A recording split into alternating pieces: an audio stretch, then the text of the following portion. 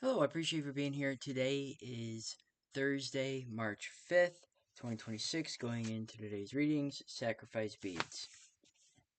When Saint Therese of Lisieux was growing up, her mother encouraged her 5 daughters to use a set of 10 beads to count those things they offered as daily sacrifices to God. In this way, she believed they could grow toward perfection in their faith. The saint's sister, Marie, first gave Therese a set of beads to help her make daily sacrifices of love.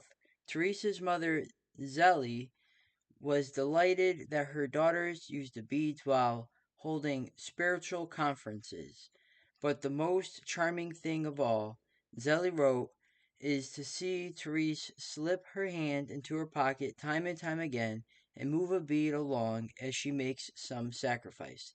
Zélie died of breast cancer when Therese was 4 years old, but her sisters continued to encourage her in the faith. Teresa eventually made her own set of sacrifice beads, calling them her chaplet of practices.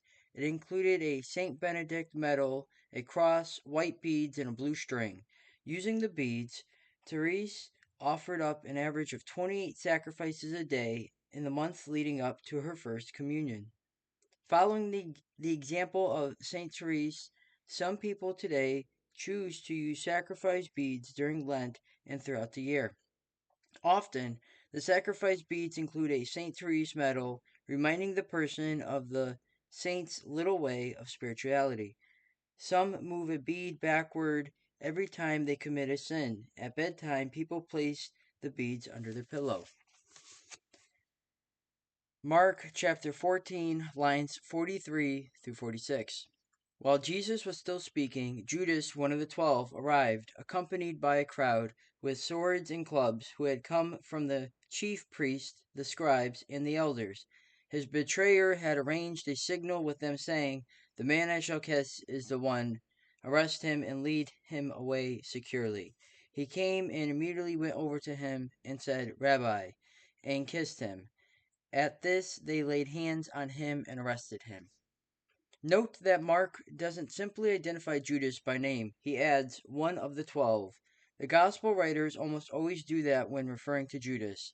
Earlier in the Gospels, when Jesus first chose the 12, at Judas' name they add, "who betrayed him."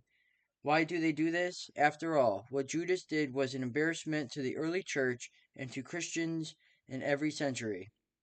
The gospel writers were honest and didn't flinch from the bad news.